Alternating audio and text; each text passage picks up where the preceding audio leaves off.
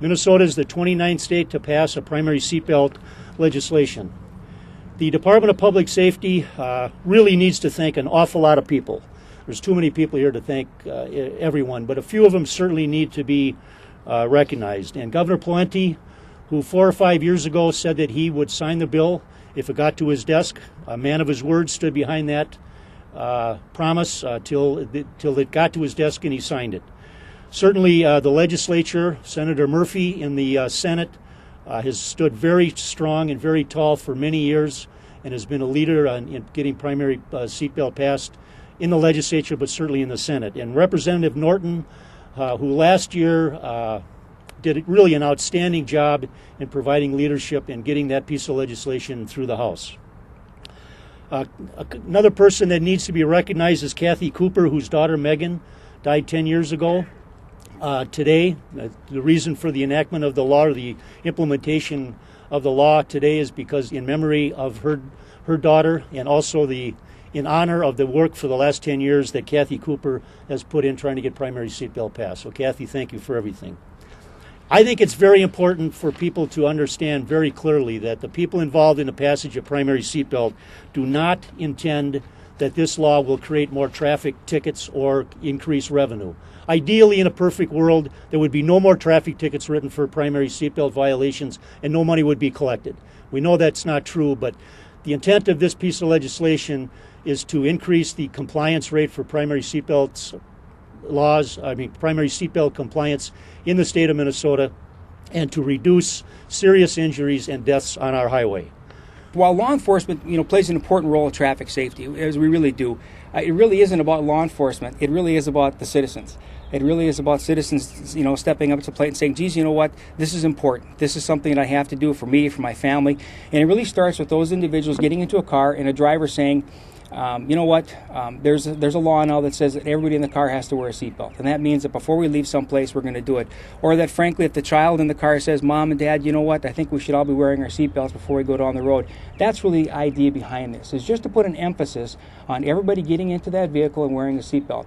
And on the other side, law enforcement is going to take this very seriously. We've already told our troopers, and I've spoken to a lot of the local enforcement agencies, the state has said we have a primary law now. We're not going to go out and we're not going to create a whole bunch of saturation squads where all of a sudden we're going to slam down and really focus entirely heavily on doing that, but we are going to take advantage of this very important tool that the legislature has given us. So as I said, I will wrap up with this. This isn't about law enforcement. This is about the drivers and the occupants of the motor vehicle. The men and women in uniform, public safety officers, and all of us, all those that work in traffic safety, really just want people to get home safely every day that they go out and move around on our roadways. And this is a very important tool. This is a very important part of getting everybody to where they're supposed to be going. This is a great day. This is a great day. Minnesota is now moving forward instead of going in reverse when it comes to seatbelt compliance.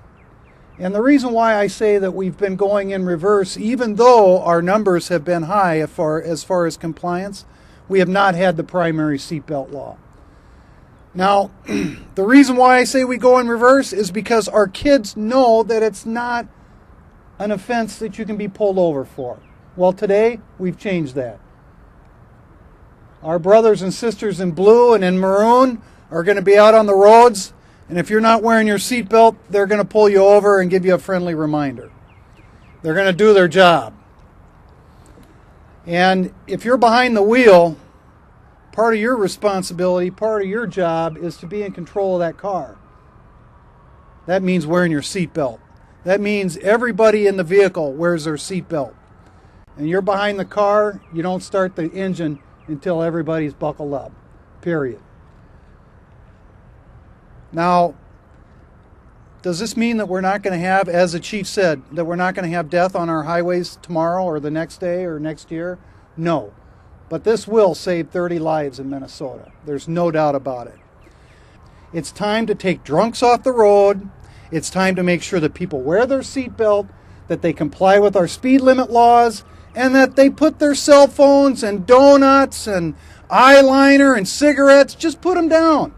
Let's be safe in our state, because what happens out on the road happens to everybody. If it happens in Red Wing, you feel it in Brainerd. If it happens in Brainerd, you feel it here. So let's just be responsible on the road. And the best thing you can do is buckle up. It's a pleasure to work with people from the Department of Public Safety and the Department of Transportation. They have a Towards Zero Death campaign that is marvelous and very active in southeast Minnesota. Many of the wonderful people behind me have advocated, but there's a couple other people who haven't been mentioned, and I learned about them late, and those are our students. Our students know. They do know that they don't have to wear their seatbelts, or they didn't have to wear their seatbelts, but they also do know, many of them, that they're at risk, that the people that are dying on the road are in large part students. And so there are some great groups of kids. The High School for the Recording Arts did a fabulous job with Click for Life this year. FCCLA, which is a statewide student organization, has taken up the graduated driver's license issue as well as primary seatbelt and educates their students. Anoka has a SAD group that has done a magnificent effort, and there's lots of wonderful PSAs out there that hopefully we can utilize in the coming months, because this today is really about education. We need to educate our community that times have changed, that the law has changed. And so that's what I'm here to do. And so, again, thanking all the wonderful people around me, my 73 closest house friends who supported the piece of legislation. That was very important. We needed every single one of those bipartisan votes, and I was thrilled to have them. But I'm here to say, Minnesota, we need to buckle up. Everybody, every time we get in the car from this day forward, it's been the law, but today and forward, it's enforceable. This upgrade to our seatbelt law will save many lives on Minnesota roads. This is a good law. It will save many families from this terrible sorrow. There are so many people I want to thank. There isn't enough time today, but I will thank a few. Thank you to Senator Murphy and Representative Norton for their commitment to saving lives on Minnesota roads. Thank you for honoring Megan by having this seatbelt law effective on the day she died. Thank you to all the hundreds, yes, thousands of people who have supported this effort to upgrade our seatbelt law. Thank you to Carol Buffton of the Minnesota Seatbelt Coalition and Senator Leo Foley, who first brought this bill forward so many years ago. Thank you to Kathy Swanson, Director of the Office of Traffic Safety, who left instructions when she died. Don't send flowers, plant flowers. Don't grieve for me, pass primary seatbelt. Thank you to Megan's friends here today.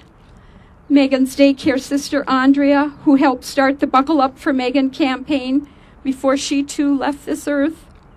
Thank you to Megan's friend, Molly, a House page at the Capitol, who was on the House floor when it passed. Thank you to all the other moms, just like me, to Lonnie Chose and to Tammy Becker. Thank you to Megan's sister, Madeline, who had to grow up alone.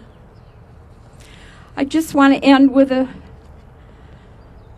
few words from a letter to the editor that was written a few days after Megan died that day in June of '99. Megan gives gifts. The city has been hushed by the death of one of its children. Death stole sweet Megan far too quickly and too soon. As tragic and senseless as her death is, it need not be useless. In fact, hope and love have prevailed. Megan gave her healthy organs so several people can continue their earthly journey. Megan has given another gift, a warning. Would every parent, uncle, grandparent, and godparent clip this and remind your children to wear their seatbelt, to drive fully aware of the potential for an accident with any misjudgment, however great or small. Let us honor Megan's life and spirit by remembering both her gifts and her caution. Thank you, Megan.